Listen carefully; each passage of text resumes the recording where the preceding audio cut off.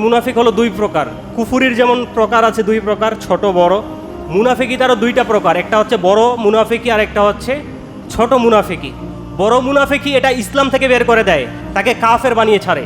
যেমন আল্লাহর নবী সাল্লাল্লাহু আলাইহি ওয়াসাল্লাম এবং তিনি যা নিয়ে এসেছেন এগুলোকে অস্বীকার করে মুনাফিকেরা, এবং আল্লাহর নবী সাল্লাল্লাহু আলাইহি সাল্লাম যা নিয়ে এসেছেন তাকে সহ তারা অপছন্দ করে, এবং মুসলমানদের বিজয়কে তারা কষ্ট মনে করে, আর মুসলমানদের পরাজয়কে তারা খুশি আনন্দের মনে করে। এটা হচ্ছে বড় মুনাফিকদের বৈশিষ্ট্য। আর ছোট মুনাফিকের বৈশিষ্ট্য হলো যেগুলো হাদিসে উল্লেখ রয়েছে, সহিহ বুখারীতে আরও বিভিন্ন হাদিসের গ্রন্থে আল্লাহ রাসূল সাল্লাল্লাহু আলাইহি সাল্লাম বলেছেন, আয়াতুল মুনাফিক সালাস, মুনাফিকের চিহ্ন হলো তিনটি। ইদা হাদ্দাসা কাযাবা, কথা বললেই মিথ্যা বলে। ওয়াইদা ওয়াদা আখলাফা, ওয়াদা করলে ওয়াদা ভঙ্গ করে। ওয়াইদা উতুমিনা খানা, কোনো কিছু আমানত রাখা হলে এর খেয়ানত করে। অন্য এক হাদিসে আরও একটি উল্লেখ রয়েছে, ওয়াইদা খাসামা ফাজারা, যখন বাকবিদণ্ডে বা ঝগড়ায় কারোর সাথে লিপ্ত হয় তখন সে অশ্লীল বাক্য উচ্চারণ করে।